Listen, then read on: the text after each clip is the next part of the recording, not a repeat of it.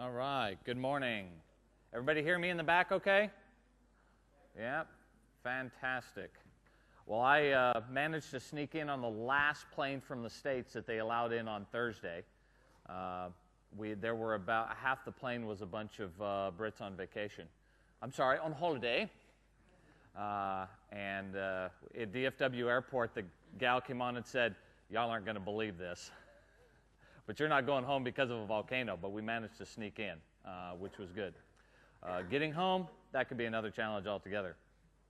So what we're going to do this morning is going to do something a little bit informal. I know you all love death by PowerPoint, but I've only got 8 slides, so sorry. We're going to do some demo. How many, just so I get a feel for where we're at, how many 07 devs do we have in the room? Yeah? Okay, fantastic. How many of you have done any dev stuff with 10 yet? Yeah, a few of you. Okay, good. So mostly what we're going to do is just to walk through some of the new stuff that's coming in 2010 from a dev perspective. Mostly look through some code and whatnot. For those of you who don't know me, I see some faces that are familiar. For those of you who don't know me, I'm Eric Shupps, SharePoint MVP, president of Binary Wave. We have offices here in the UK, so I come over quite a bit. Unfortunately, I've developed an affinity for English beer, which is really hard when you live in Texas and there is no good beer. So there's my email address and my blog. If you have any questions, hit me later. You'll find me wandering around. I'm real hard to spot. I just blend into the crowd. But look for me and hit me up with any questions that you have if you think of something afterwards. I know all of the slides are going to go on to some website somewhere out there in the ether to download. I will post the slide decks and all the sample code to my blog. So if you go to my blog, there's a presentations link on the left, so I'll put an SP Evo category on there, and you can get all the sample code as well. Just FYI, the sample code I'm running is on Visual Studio RC, so there may have been some tweaks to the RTM version that just got released, right? So some of the stuff may change when you get the code. If it doesn't compile or something, it's probably just a namespace issue or something funky. If you have problems with it, just ping me. So here's our agenda. We're going to look at some of the basic Visual Studio 2010 stuff and just how we do things and some of the things that have changed. Then we're going to talk about code deployment. We're just going to gloss over this in this session. I've got a session this afternoon at sometime 2:30, I think, where we're going to do a deep dive into code deployment and how you can customize that and do your own deployment scenarios and whatnot. So we're going to do a deep dive onto that stuff. We're going to talk a little bit about Sandbox Solutions, which is entirely new for 2010. The client object model, also brand new. How SharePoint integrates now with REST and is moving away sort of the legacy web service model into the WCF stuff. Then we're going to look at some of the cool new relational data that we have, which is really hot for 2010. And finally talk about PECs. And if you haven't heard about that, don't worry about it. Neither is anybody else. It's a Microsoft research project for unit testing, so we'll look at that a little bit at the end. And then if you want to deep dive into the PECs, moles, behavior stuff, tomorrow Andrew Woodward and I are doing the unit testing shootout tomorrow afternoon. We'll be doing a deep dive into some of that stuff. So let's go ahead and get started. Some of the highlights on Visual Studio 2010. By the way, I'll try and leave some time at the end if we just want to do an open Q&A type of thing on 2010 Dev. Feel free. I don't know that I'll have all the answers because no one's worked with it for that long, but we tried our fair share, so we'll see what we can do.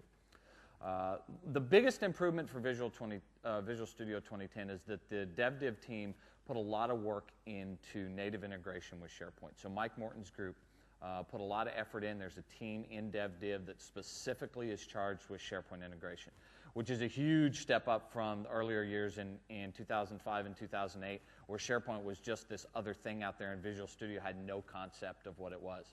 So now we have some native integration, which is nice. How many people use the VSE WSS tools?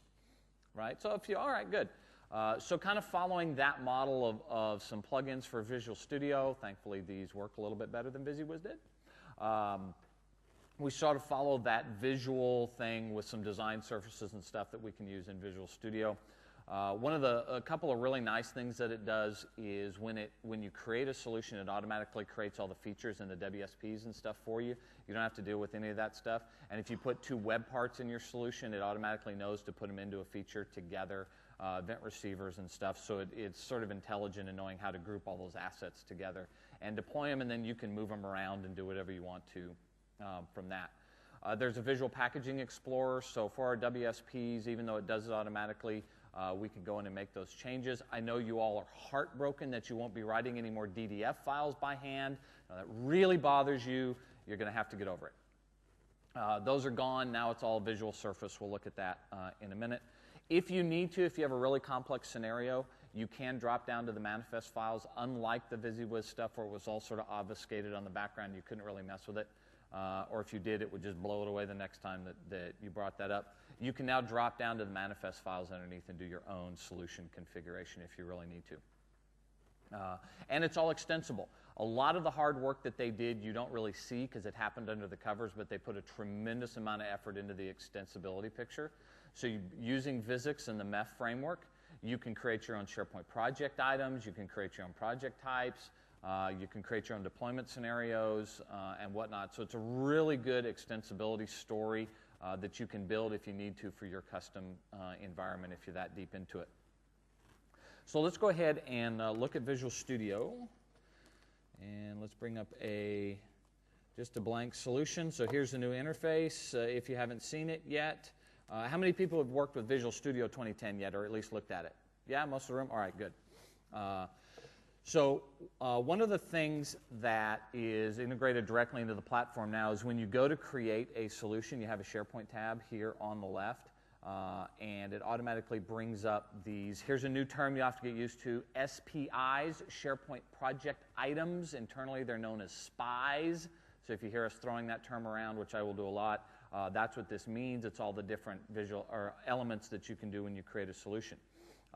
And you'll see that there's quite a few of them out of the box. I mean, we have the BDC and event receivers, list defs, content types, workflow, et cetera, et cetera, et cetera. Anybody notice what's missing from this list? Publishing.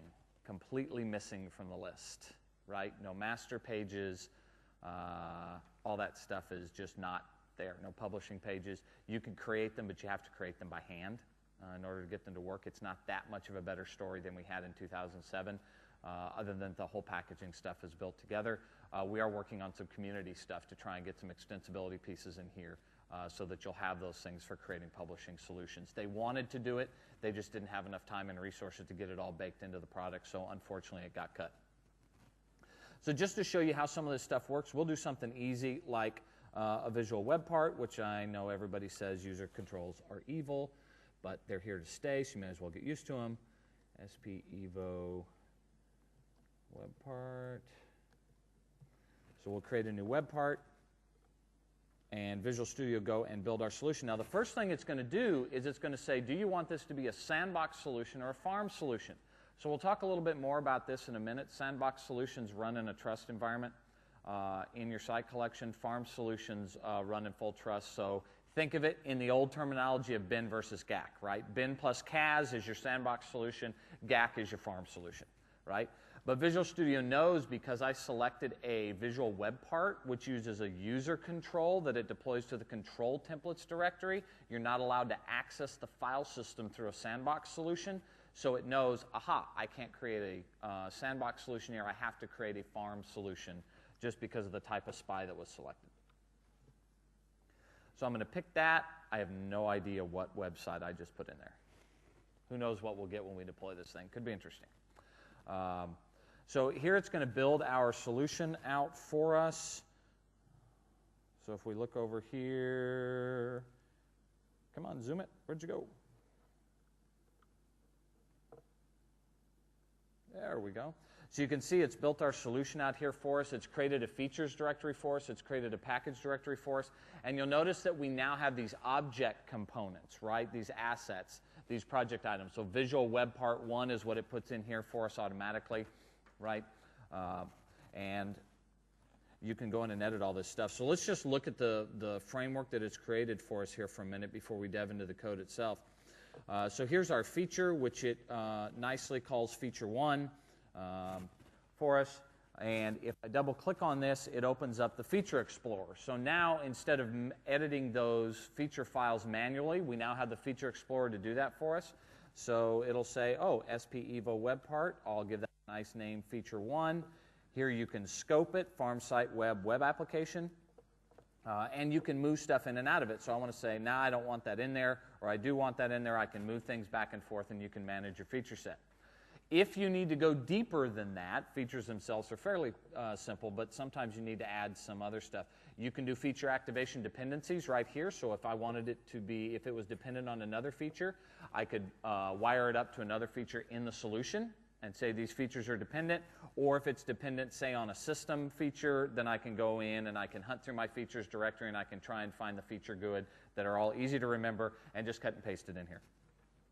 Right? So I can also, if I wish, drop directly into the manifest. So I can add stuff to the manifest. If I add something here, it'll just insert it into the manifest file, or I can drop directly to XML. That's kind of hard to see. Let me bring that up. So it says here, you can go in and modify this, but once you do, the design surface will no longer work. All right? So you can drop to XML, but once you're in the XML, you're in the XML and you're staying in the XML. Right? So make a decision on whether or not you want to do that when you drop down to XML. So because anybody notice the problem with this feature naming convention right off the bat? Can I deploy this? I can, one time. But the next time I go and create a feature, right, I can't deploy it because there's already a feature one. There's still no subfolders in the feature directory. So you have to think about how you're naming your features. So in this particular case, I'm going to want to rename this guy and call him SP Evo Web Part. Why not use the name of my project? I don't know. That's too difficult. Eric, stop asking silly questions. All right. So now I've changed my feature. It's kept the components of the feature that you'll see here. It automatically wires in my elements XML file, my .webpart file, and my user control ASCX file. Right? So it already knows that stuff is there based on my web part that I've created down here. Also, if I go and look at the Packaging Explorer, this replaces all the stuff we did to build a WSP. So the Packaging Explorer says, aha, I see a feature in your solution. I'm going to put it into the package, right? That's pretty nice. I can move things in and out. I can edit the features directly from here. I can also add things like additional assemblies. So if there's an assembly that I need to deploy, like a data class or a middle tier class that I need to deploy with it that doesn't go into a feature, I can just put that directly in here and say reference that. And choose whether or not I set safe controls and if there are any resources and whatnot. Just like features, I can drop down to the manifest file if I need to. So if I need to go in and edit this, you can see it automatically creates the GUIDs for me, wires in the location of all my assets. You can see here it's done control templates, web part, visual web part, etc. Right, and set all my feature manifests. Right. So it does all that for us automatically. So the tools that we used in the past, the WSP Builder and STS Dev and VisiWiz and all that stuff are gone for the most part to be replaced by the new packaging system, which is actually pretty handy until you get into really complex scenarios, and then you're going to have to roll some of your own edits to the manifest file. But for the most part, I've done some pretty complex stuff up to and including some pretty context site definitions, and the WSP packager handles it all. So pretty handy stuff. All right, let's go in and look at our asset. So we've got this SPI, Visual Web Part 1. I can go in and edit this guy. It's going to bring up the ASCX file for me. But I've also, it's created here, you can see that I've got the elements XML, I've got the .webpart file, I've got the user control file, and I've got the class file for the web part. So the class file, pretty simple. It just does what we've all been doing for quite a while now, and it just wires in a path to the control templates for the web part and loads up the user control, right? Pretty simple stuff, and then just does create child controls. So if I want to go in here to my user control and say, do this, welcome to SP Evolution. And maybe I actually want to see that on the screen.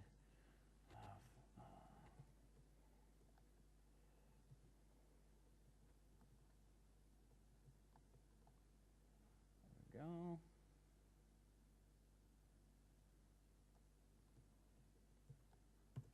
right? So now I've got a little content in my user control, right? Pretty handy. Puts all the declarations and stuff in there for us and all the namespaces, cool stuff. Now, I've got to get it into SharePoint, right? So it's going to create a WSP for me, but how do I actually get it into SharePoint and make it do something? Let's see what site this is actually trying to deploy to before I go and mess things up. Ah, it picked the right one. Very good. Okay. So now, in order to get this into the site in 2007, what did we have to do? STS-ADM, right? Add solution, deploy solution, right? Give it to our admins, all that stuff. Okay, this is really hard. I want you to pay attention. This is a tricky process to do this in 2010, okay? Watch me very closely. F5. Done. Visual Studio is going to go through, and it's going to do a complete deployment scenario. If I can get down here and watch it running, it's going to do, Zoom, it doesn't capture things as they go.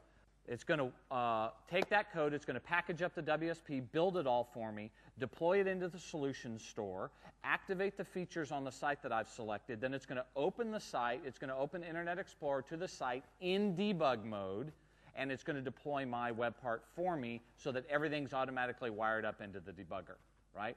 Devs, are we happy now? Better, huh? Yeah, that's good stuff, right? Now the ASP guys can't go, you can't debug. Yes, we can. Right, so, I got to add the web part to the page. So let's go here and say insert, web part, and Lord only knows where I put it. Here it is. And let's put it over here and say add. Bada boom, bada bing. There it is. And then we save the page. And it's all wired together for us, right?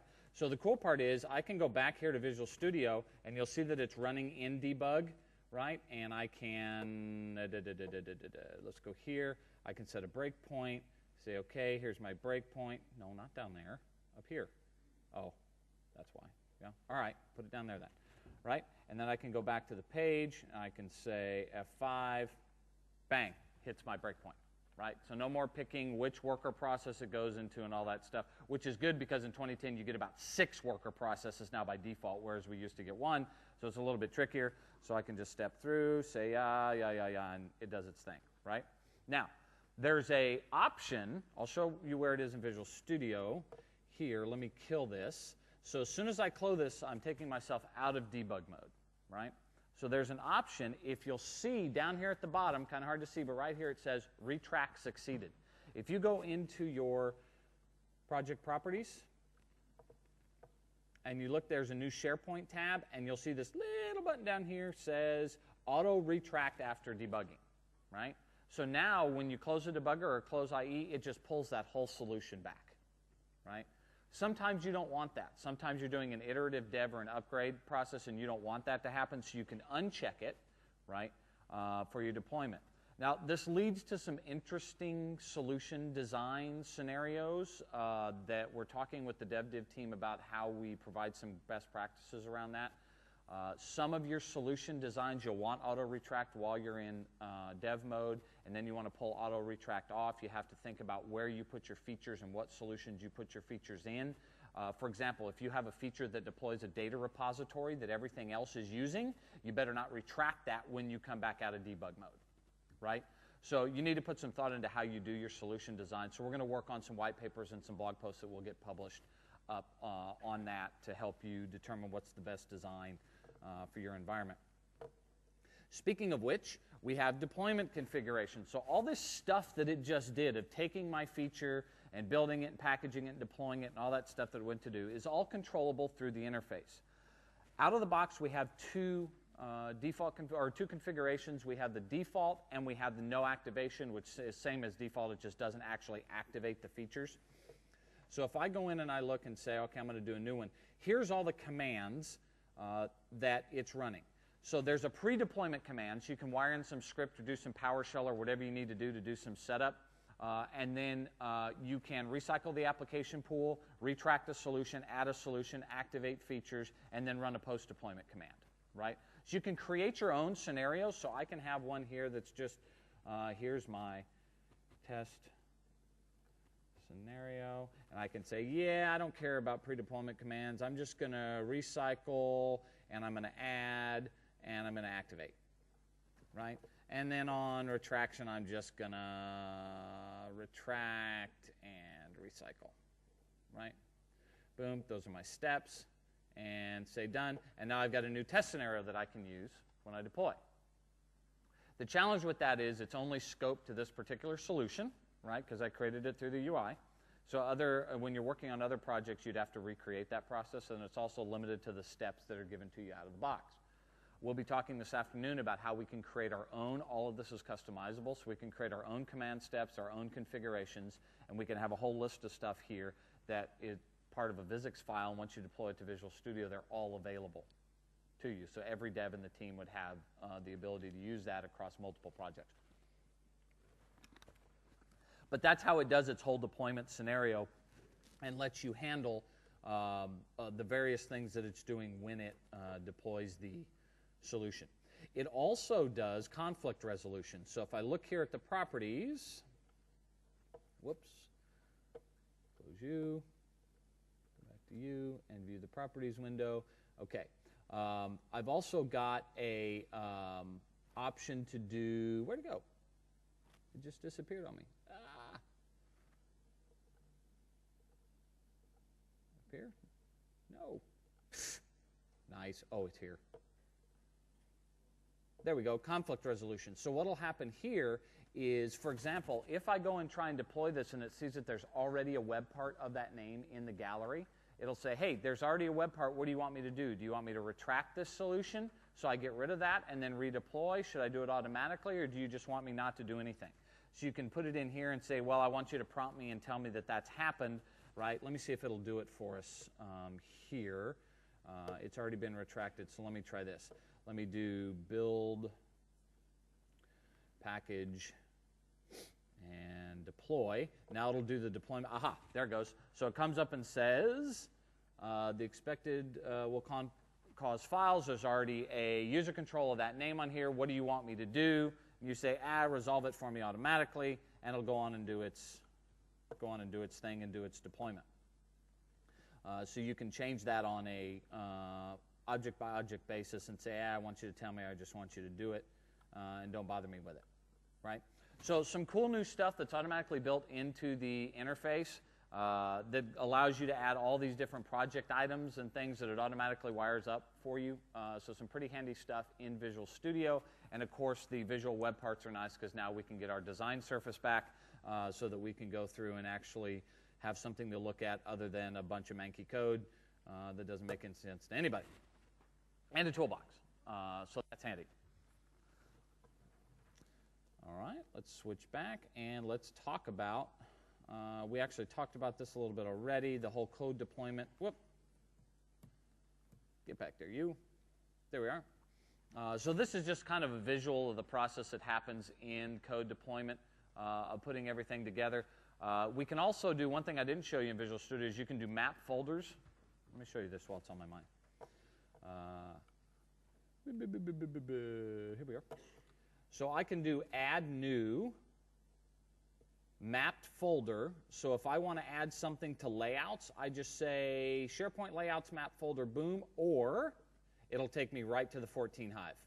So I can say I want you to add something in template, layouts,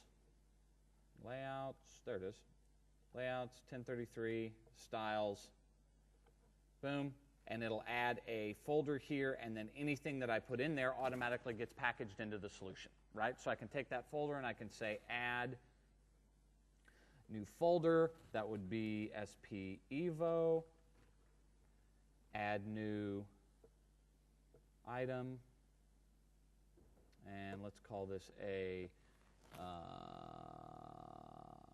style sheet. Here we go. SP Evo,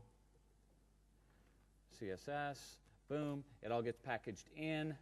And because this doesn't go into feature, it goes into the packaging component. So now when I take this and I do build, it'll build everything for me, package it up, and deploy it. And now when it goes through and deploys my solution, deploy succeeded, I should be able to go here to go 14 template, layouts, 1033, styles, SP-Evo. And there's my CSS file, right? So nice, quick little mapping gets it in there. We used to have to do that all by hand in our solution files because they didn't go into features, right? So now it just automatically does that, and it'll map anything for you in the 14 Hive, right? Which is a nice part of building your solutions. Okay. Yoink. All right. Sandbox Solutions. So Sandbox Solutions are an interesting 2010 concept. What Microsoft tried to do with 2007 is they tried to build sort of a multi-tenancy model where you could have one overarching farm and lots of web applications or site collections within that farm that you could run. So if you're a really large enterprise, or let's say you're a hosting provider or whatnot, you had this multi-tenancy model. The problem was the underlying framework and architecture stopped that from really being successful. First of all, you had one SSP per farm, so everybody shared the same search and BCS and stuff, so that was a problem. The other real problem was that when you deployed a solution, it deployed to the whole farm, right? So one solution that's running in a site collection over here where someone does a massive lookup against a list with 1 million items in it brings the whole farm to its knees, right? So they realized that was a big problem. So in order to support that scenario, and specifically to support some of the SharePoint Online stuff that they're doing, they came up with the concept of a sandbox solution. A sandbox is essentially a bin CAS solution, but it's user manageable, or I should say admin manageable. So you create a solution package, as you always do in Visual Studio, and you flag it as a sandbox solution. In order to deploy it in production, you give the file to an admin, or you browse to the solution store in the site collection, and you say upload WSP, and it uploads your WSP into the solution store, activates it, and then you can activate the features from there. So it's kind of the same as deploying it to the farm, even though we still don't have a WSP upload at the farm level. But now you can just simply upload it into a site collection. Once it's in a site collection, all sorts of stuff happens in the background. For one thing, it's put in this tight little box, and so it doesn't allow you to do things like connect outside, do it via HTTP calls, or to do web services or anything like that. It also doesn't let you interact with the file system, go to other sites or site collections, right? So it's this tight little box that allows you to do stuff. Now that's going to be fairly restrictive for most of your enterprise applications, so a lot of the stuff probably that most of us write in this room may not be ideal for sandbox solutions, right? But for those type of one-off web parts and simple stuff that we used to do that required us deploying to the farm, we can now deploy them as sandbox solutions. This is important because administrators can set quotas for the resources that those sandbox solutions use. So let me show you what that looks like. If I go in here to ye olde site collection, and I did an IS reset, didn't I? All right. Very good.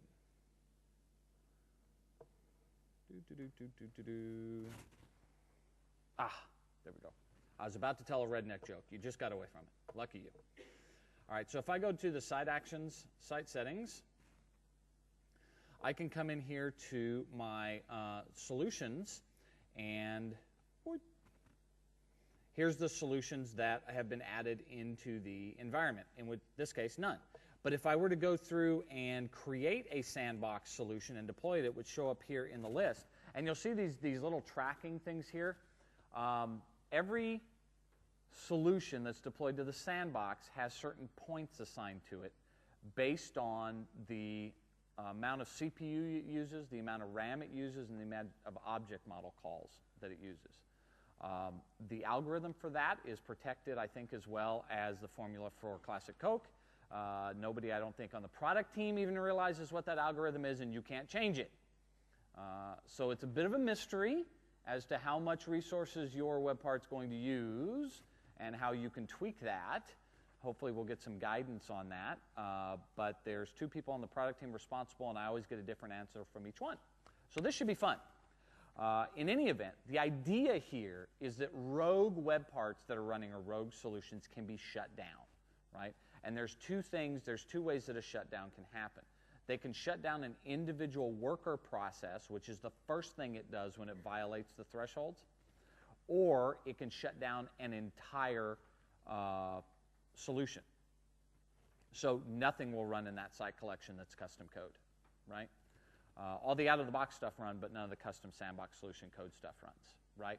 And it all runs inside of this sort of protected, walled-off service called the SP user service that it's running inside of. So anything that crashes inside of the Sandbox solution, in theory, shouldn't bring down the rest of the farm.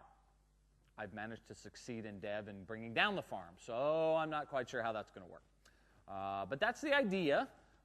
And this is obviously a V1 rev of this particular feature set, so hopefully this will improve over time, and us developers will get some clues as to how we can make our stuff work better when we run it in the Sandbox environment. Incidentally, you can, if you wish, get around some of the restrictions that the Sandbox imposes upon you by using a trusted proxy object that you connect to. So it has the concept of a trusted proxy, so if you need to make a web service call or something external, you can use these trusted proxy objects. So what they gave us was a big box, walled off on all sides, and then we took a big drill, and we drilled a hole in the side of it. So now we have trusted proxies so we can get around all that beautiful security they just built in. Microsoft, I don't make these rules. I just tell you about them. So those are Sandbox solutions. There's some good stuff coming out of that. We've got in the PMP guidance, patterns and practices guidance, we've got some Sandbox RI stuff that's coming out. I think the drop is in May, around the time the product releases. So you'll see some good stuff on Sandbox solutions, how to test them, how to deploy them, and all that sort of stuff. So there's some good guidance coming on that. For those of you that are interested, and those of you who are not can just ignore it and keep deploying to the GAC like you've always been. All right, let's go. How are we doing? What time are we supposed to finish, by the way? Does anybody know? 10:45? All right. Or just keep talking until we all get bored? Someone will come in and kick me off. Client object model, the brand new for SharePoint 2010. So what did we all complain about in 2007? You can't develop from the desktop, right? We got to have the server in order to do stuff. Microsoft said, okay, we'll give you something that you can develop with on the desktop, and we'll let you deploy SharePoint Foundation on Windows 7. Yay! As if it wasn't slow enough already. So they gave us a client object model. And what this does is it gives us managed code that we can run external from SharePoint without having to use the web services, right? Web services were great, but they're clunky. It's a boatload of XML that you have to ship back and forth, and namespaces you have to deal with, and all this goofy stuff that happens. And it's not the way that you're normally used to working with stuff via the object model. So he said to enable things like, I don't know, a little unimportant product called Silverlight, we need something that's managed code that people can use. So the client object model works like this here. You can do managed code, right, from, you can't even see it.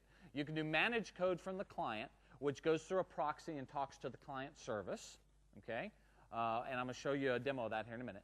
Or you can do it through the browser via JavaScript, right? So just like it's a set of JSON objects that allow you to communicate via AJAX with the client service. You can do it all through JavaScript. If JavaScript is your thing and that's what you like to do, you can do all that via the just doing your script stuff and your applications. The client service actually talks to the server object model, but it's a limited subset of the server object model. So some of them, you can't directly port code that you've written on server OM over to client OM because there's a lot of methods and behaviors and attributes and stuff missing that you can't utilize, right? So it's a subset, so you'll have to look carefully at how we want to deploy this stuff in our solutions to see if we can really use the client OM for what we're trying to do. Hopefully, as we go through the revs, some of that stuff will change. It's just a matter of implementation. It talks directly to the server OM, so it's all there. It's a matter of building out the client service to take advantage of all that stuff, right? But it's a pretty sophisticated service model in what you can do. In fact, let's go ahead, since we're on the topic, go ahead and look at how these objects are built. So yesterday I whipped up a quick little client object model example. So here's the solution. Basically basically a form, a Windows form that just goes out and gets stuff from SharePoint. So let's go ahead and run this and say the form actually executes. That would be cool. There it is. Whoops. Oh, that's the wrong one. How about getting the right project? Would that be helpful, you think? I don't know. Maybe. Here we go. Set as startup. That helps, Eric. F5. There we go. So here's my win form, and I'm going to say retrieve my items, and it's going to go out to the list, and it's going to get all my stuff, and it's going to put it into a data grid, right? All right, that's pretty handy. Didn't use any web services or anything for that. That's cool. Let's see how we did it. Oh, here is our form code. So it's actually pretty simple. Let me get rid of this guy over here. Actually pretty simple. Here's the stuff that you need to remember. There's two things that's actually happening here. One is you're building your code to interact with the objects. The other one is you have to actually get the objects in order to work with, right? So there's this whole concept of execute query. Rather than every call that you make has some hidden mechanism that it goes to talks to SharePoint and creates a lot of traffic going back and forth, what they said was it makes more sense to batch this stuff in execution queries. So if you look at what the code is doing, all right, I'm setting up a client context, and I'm saying, here's where I'm working from. This is the site that I want you to be talking to, right? And it doesn't really matter what this site is unless you're trying to get a particular list. If you just need SharePoint context, any site will do. Doesn't matter which one. They all implement it under _VTI bin, so it's all there. Then you say, I want to get my web object, not an SP web, but a web, right? So all of the objects that you're used to using, SP web, SP site, SP list, those have all been replaced by just web, list item collection, right? Dropping the SP, right? So that you know you're in client OM. So I have a web object here. So I'm saying out of my context, get the web. That's the same as saying sp context.current.web. Same thing. Here's a list. So ctx web.list, get by title, and there's the title of my list. Nice and simple. Now, I need to tell the query what object I want to be in memory when I go and get the query. This is what I want you to return. So I tell it ctx load, or my context.load, list, and then execute query. So it's going to go off and it's going to get that list for that web and bring it back to me.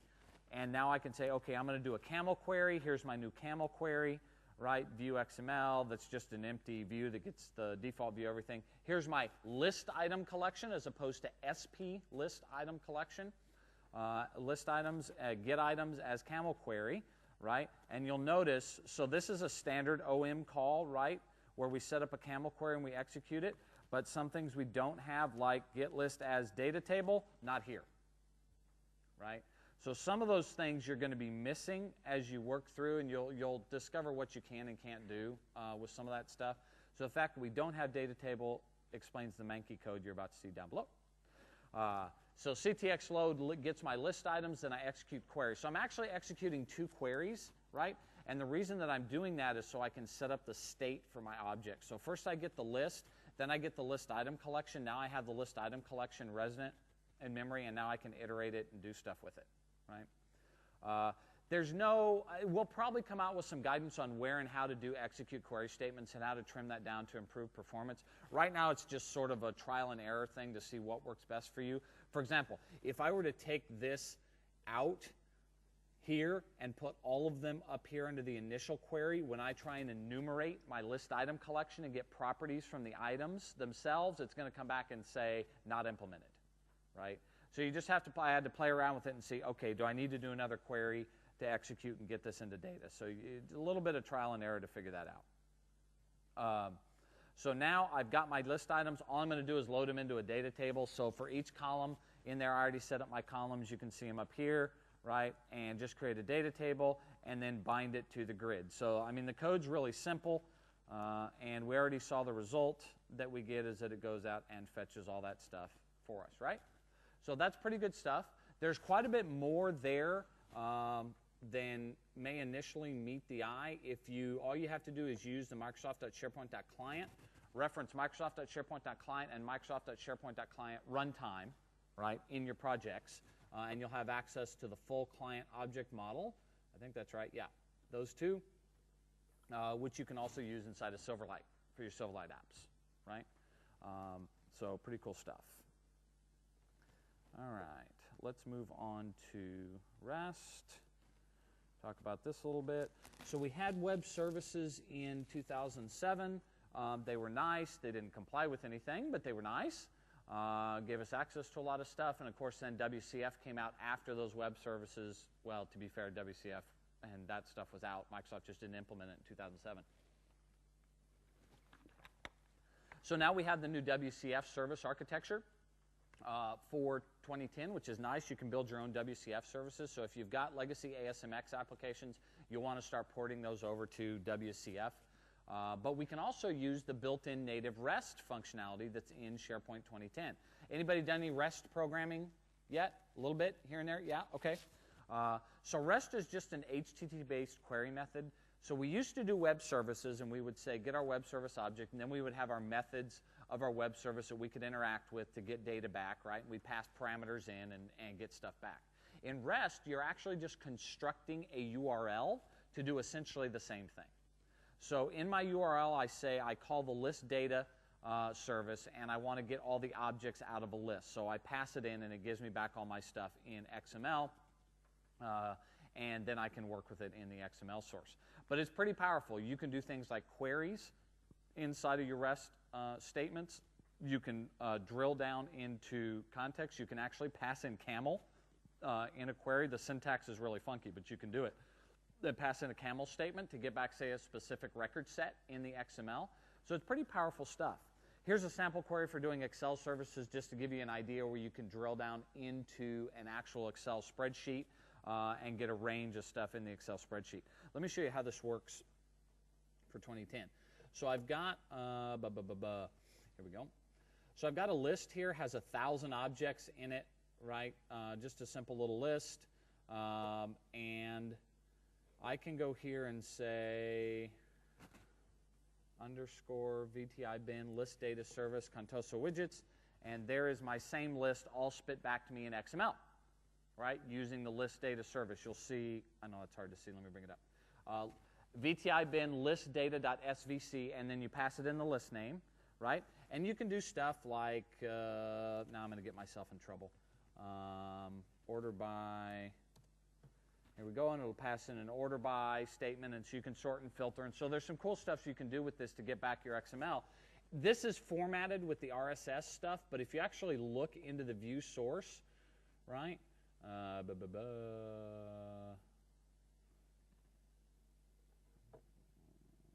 Let's increase the font a little bit here so we can actually see it. Thank you. 16 point. Ah, that's better. So you can actually see we're getting back all the properties for all the list items and all the field stuff, so you can be created by, modified by, title. All that stuff is coming back in the XML, right? So we can parse this XML and do whatever we want to with it. So taking that scenario, let's jump back to our little form over here and say, okay, this is cool. What if I wanted to do that using, instead of the client object model, what if I wanted to use it, do it using REST? So we'll set that as our startup project. Yoki dokie. So we can do, very simply, we can add a data source. So if you go to, let's see, data, add new data source, SharePoint is now a data source. So you could go in and select SharePoint and say, I want you to go to this here. There's my URL, go. And it'll go out and it'll get me all the lists and stuff that are available for me to get content from, right? So I can just add it as a data source in Visual Studio, which I've already done. If I look at the design, here we go. You'll see that I've got a binding source and a binding navigator here for this little form. So once I created the data source, I just dropped it on the page, and it wired up all the record counter stuff and navigation stuff for me. And then in the code behind, it's very, very simple. Here's the Solution Explorer. Here's our service reference right here for the list data. So this is just going to the list data service as a data source. And in order to wire that up, I just call this is the site name, which is kind of funky when you first start working with it because it just takes your name and crunches it together. So SharePoint Evolution Conference 2010 is the name of that root site in the site collection data context. Give it a new instance of that object, pass in the URI to the data service, which you can see here. So the same way we used to do web services, right? We used to do the same sort of setup and thing, URL, credentials, right? And then I set the binding source for my data source. So now when I go and I take this guy and I say, go get my stuff, and it already went out via REST and it pulled it all back, and I can page through the grid, right, and see all the stuff, right? So pretty simple to use the data service stuff. There's a lot more there. Obviously, this is just a quick overview. There's obviously a lot more there you can dig down into using the XML and stuff and doing what you need to do with it.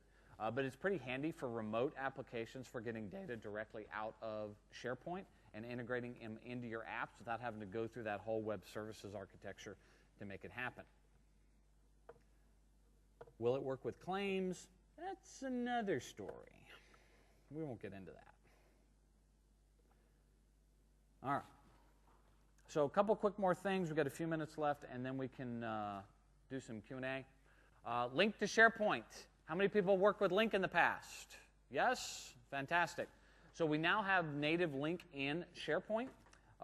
So you can do link statements. So here's a sample little link statement here where you can pull stuff out of lists and whatnot. All is not quite as simple as it first appears. Yes, we have Link to SharePoint. However, it requires you to generate entity classes for everything that you're going to link against, right? It's link. It's actually linked to objects with a SharePoint layer on top of it. In order to do this for things like lists, you need to run a little tool called SP-Metal, which goes out and takes your list objects and builds a whole, all the entity classes and everything you need to make it work.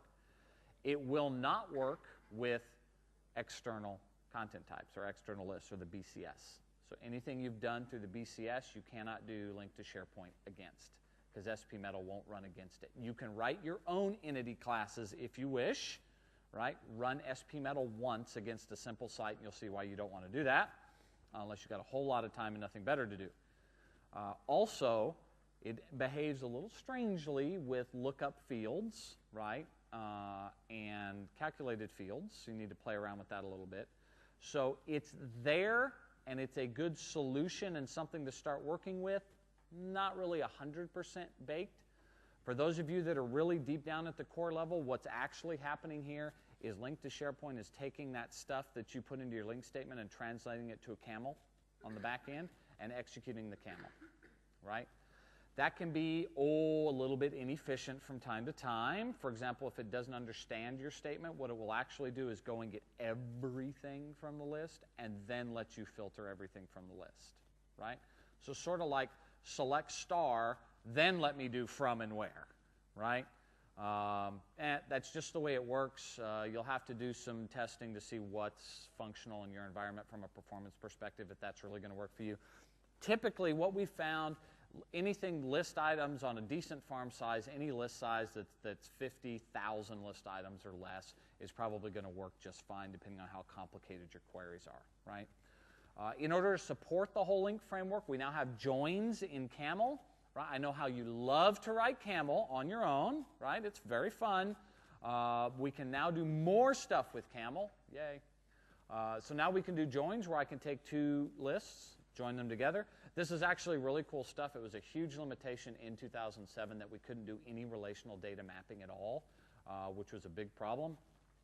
Now we have the capability to at least do some rudimentary relationship stuff. I'm not going to say this is real hyper-performant, but it's not any worse performant than the stuff we were doing in 2007 to work around. So anybody who's done my high-performance talk before and seen me do the link to XML stuff and whatnot to do the relational stuff, it's really not that much different. At least now it's in our camel statements, and we can put the link layer on top of it, so it's a little easier to write and maintain. But you're not going to want to do camel joins of lists with 100,000 list items in them, right? Because you're going to be sitting there a long time, right? Okay, last thing I want to touch on, so we have a little time for Q&A if we need it. PECs. So one of the, if anybody's been following sort of the saga between me and Andrew Woodward on the TDD thing and unit testing in SharePoint, one of the problems that we have, especially with SharePoint, is unit testing is really, really hard because of the whole Microsoft framework and the big black box that it puts around everything, right? So Microsoft has been working for a while on a research project called PECs, which somehow has parameterized unit testing in it, and they came up with PECs. I have no idea. What this means is, for those of you who've done unit testing in the past, right, it's write a test, make the test fail, write the code to make the test pass, right? It's iterative, but it starts with the test and then goes into code. What PEX says is, okay, that's great if you're starting from scratch. But if you've got a bunch of existing code out there already, how do you unit test it? You can't, because you can't go through that iterative process. So what PEX actually does is it goes and it analyzes your code and it builds unit tests based off your existing code, right? So it'll wire up this whole framework, automatically analyze your methods and all the stuff that's doing. What this means is it changes the way that you code and you do unit testing. You're no longer doing test, fail, code, test, pass. You're now doing code, test, pass, code, test, pass, code, test, pass. So it's still iterative, right? But you're starting with the code, then doing your PEX explorations and going back and forth. So we'll deep dive into this tomorrow when Andrew Woodward and I do the example. We're going to do a whole thing through. But one of the things that the PEX moles, I got to stop using that word. I don't know who comes up with this stuff. They originally called them PEX moles and beavers. Yeah, that was a great idea. That'll go over well with marketing. Let's sell some beavers. So they're now called PEX. I think they're keeping moles. Hopefully they're replacing it with stubs. And behaviors, which is what beavers actually are, behaviors. So the big problem that we have whenever we're trying to do test setup is you got to do all this code just to set up your test fixture, right? And to do all your isolation stuff. It's massive. And if you've done things like type mock, right, where you have all the objects and stuff, but you still got to wire that all together in your arrangement. What behaviors allow us to do is to take something like an SP web and automatically have all the stuff that's in SP web automatically stubbed for you. So you don't have to write the stubs, right? It just does it. So if you say, for example, give me a web that has this list with this name, that has this many objects in it that use this content type, right? You can do a quick behavior that says BSP web name equal the list, right, child of, and it's just automatically there for you. So your arrangement code goes from this down to this, right? The problem, of course, is that the SharePoint object model is huge, and doing all those behaviors is taking forever, and there's 2 guys at Microsoft working on it. So they have asked us for some help. We're doing some community content for this. But the idea here is to make unit testing really, really simple for your SharePoint stuff and to actually work with SharePoint.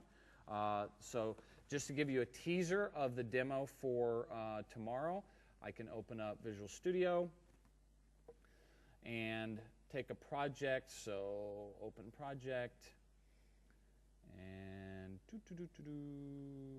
evolution, unit testing, complete. So my turkey is baked in the oven and I'm pulling it out now to show you that yes, this stuff does all actually work. Right? So here I've got a bunch, I've just got a utility class that goes and does some stuff and pulls stuff out of a list and just binds it to a data grid, right? It's pretty simple stuff. I run some unit tests against it, right? So I do some arrangement stuff and some moles that say, here's my arrangement stuff, and mole out these things, and I can right-click and say run PEX, and it's going to go through and it's going to execute all that stuff. Even better for me, once I've got existing code, I can run through when I throw a trap for behaviors not implemented, it'll run through and say, hey, you're missing a stub for this. I need to execute get lists by ID. You're missing that. You need to stub it, right? So create me a stub, right? So here it ran through, and you can see, whoop, here, all my unit tests pass, right, for all my SharePoint stuff. Right? So I was able to mull that out, create some stubs, and unit test the whole thing, and it was nice, neat, and simple. So PEX is a work in progress. We'll make a lot of advancement on it over the next coming months. Andrew went to Redmond for a while and did some stuff with them to try and improve that. So if you're in the unit testing space and that's important to you, Microsoft does have a solution. You don't have to go buy TypeMock and implement in unit and that sort of stuff. You still need that if you're doing integration testing, right? Because we still have the x64, x30, x86 barrier and all that stuff, right? But you now have at least the capability to do some unit testing on your projects with a native Microsoft solution that's free and doesn't cost you anything, all right? Okay, so that pretty much wraps us up for the hour that we've been allotted. Any questions on SharePoint 2010 development? Yeah, go ahead.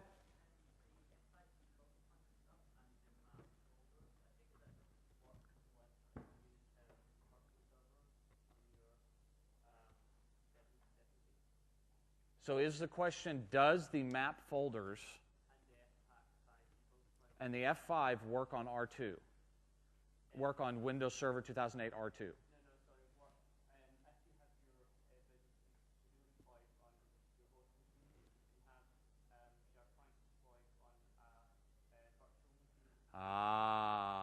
The whole remote deployment question.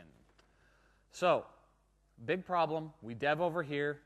We turn our code out over here, right? Two different machines, right? We still do not have that problem solved in 2010.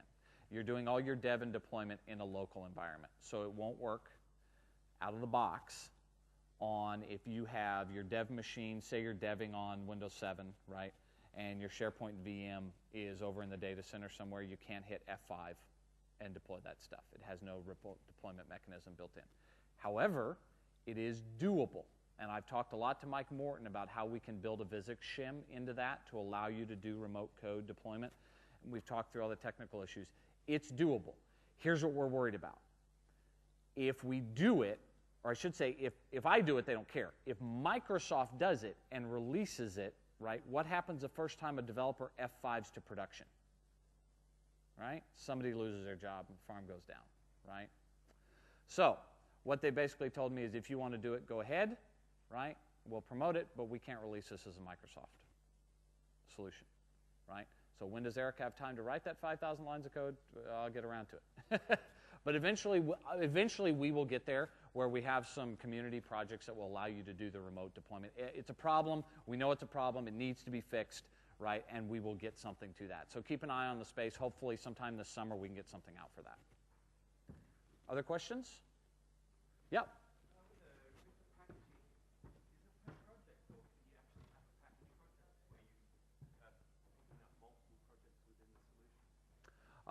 So it's within the project, right? So the question is, does the packaging solution allow you to have one packaging project that packages up other projects, right? The answer is no. It happens inside of the particular project. So this is part of that whole question around solution and project design. How many WSPs do you want to have, right? How many do you need if, for example, one gets updated often and one never gets updated at all, right? How do you make the project stuff work? So you're going to have to do your WSPs on a per project basis. Now you can put as many assets in that solution as you want, or in that project, right? And put them in different features and do all your stuff, and it'll build you one WSP. So if it's important to have one WSP, you can do that inside of a project, right? But I'm with you. That's not how I build the solutions either. I have multiple projects. I'll have one for web parts and one for list stuff, and right? So that it's going to take some thinking about how we design those to make those effective.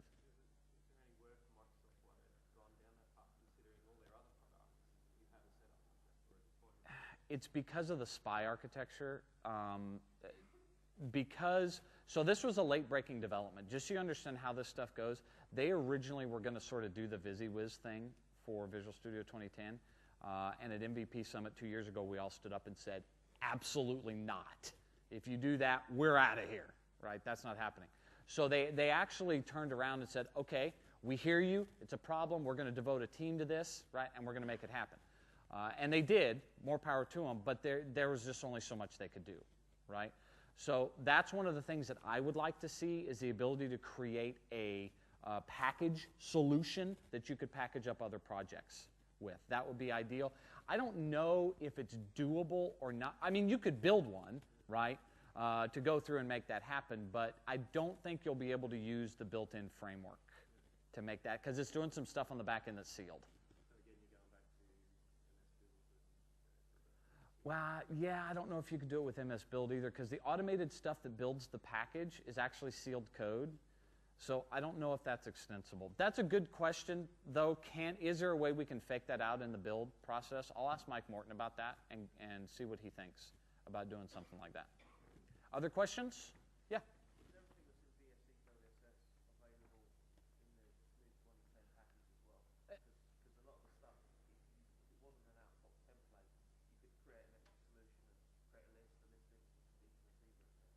Pretty much.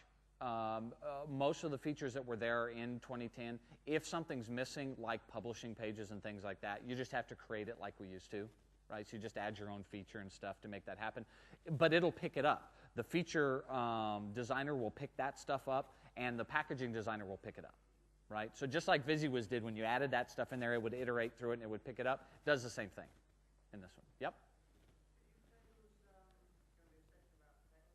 Yes, Andrew Woodward and I are doing a unit testing session tomorrow at 1:15 or 2:30, I think. Check the schedule. It's changed 100 times in the last 2 days. But yeah, we're going to do a deep dive on PECs with moles and behaviors. Yeah. Other questions?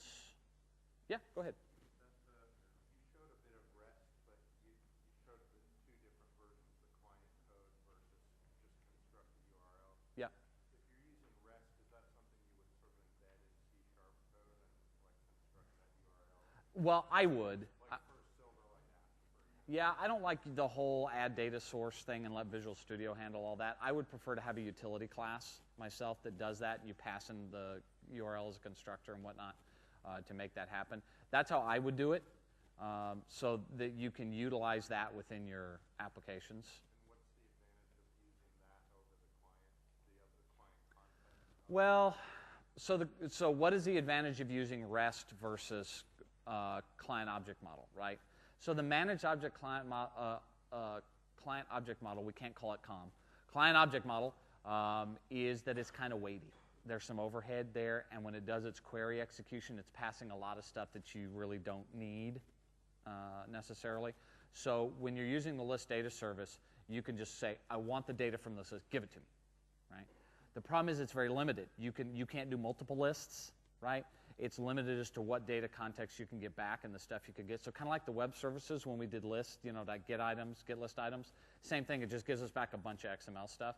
So when you need quick external data access to a specific list object, REST is probably the way to go, right? Fast.